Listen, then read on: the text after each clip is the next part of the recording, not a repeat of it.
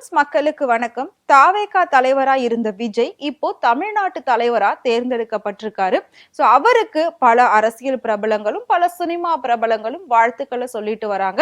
இந்த வகையில நடிகை சமந்தா இப்போ தமிழ் சினிமாவில கிடையாது. அவங்க மும்பைல போய் செட்டில் ஆயிட்டாங்க. செகண்ட் மேரேஜ் பண்ணிட்டு ஜாலியா தன்னோட லைஃபை என்ஜாய் பண்ணிட்டு இருக்காங்க.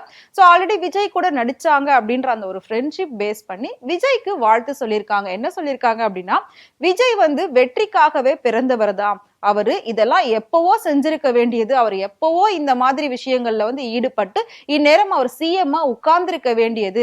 பட் அவருக்கு அது வெறும் கனவா மட்டும்தான் தோணுச்சே தவிர இது நடக்கும் அப்படின்னு சொல்லி அவரே வந்து உணரல பல நேரங்கள்ல. பட் இப்போ அது வந்து நடந்திருக்கிறது ரொம்ப சந்தோஷமா இருக்கு. சோ விஜய் மாதிரி ஒரு ஆள் கூட நான் வந்து ஒர்க் பண்ணிருக்கிறத நினைச்சு ரொம்ப பெருமையா இருக்கு. சோ விஜய்க்கு தொடர்ந்து தமிழ்நாட்டுல ஒரு நல்ல அரசியல் பணி செய்யறதுக்கு மக்கள் கண்டிப்பா ஆதரவு கொடுப்பாங்க அப்படின்றதுல எந்த ஒரு சந்தேகமும் கிடையாது.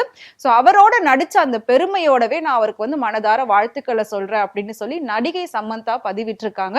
விஜயோட கனவு பல நாள் கண்டிப்பா நிறைவேறும் அப்படின்னு சொல்லி நான் கூட நினைச்சிருக்கேன். பட் அவர் வந்து அதை நம்பவே இல்லை. முதல்வன் மாதிரியோ சர்க்கார் மாதிரியோ தலைவா படம் மாதிரியோ தான் அவருக்கு ஒரு கனவா இருந்தது. பட் இப்போ அது நினைவாயிடுச்சு. அவர் வந்து ஒரு தமிழ்நாட்டுடைய சிஎம் ஆயிட்டாரு அப்படிங்கிறப்போ ரொம்ப பெருமையா இருக்கு. அவரை வந்து ஒரு நடிகரா தான் நாம யோசிச்சுட்டு இருந்தோம். ஆனா இவ்வளோ பெரிய ஒரு அரசியல்வாதியா யோசிப்போம் அப்படின்னு நான் வந்து நினைச்சு கூட பார்க்கல. பட் இதெல்லாம் அவருக்கு எப்போ நடந்திருக்க வேண்டியது. இது ரொம்ப லேட் அப்படின்ற மாதிரி சொல்லியிருக்காங்க. சமந்தா சொன்ன இந்த வாழ்த்தை பத்தி நீங்க என்ன நினைக்கிறீங்க அப்படின்றத மறக்காம கமெண்ட்ல சொல்லுங்க.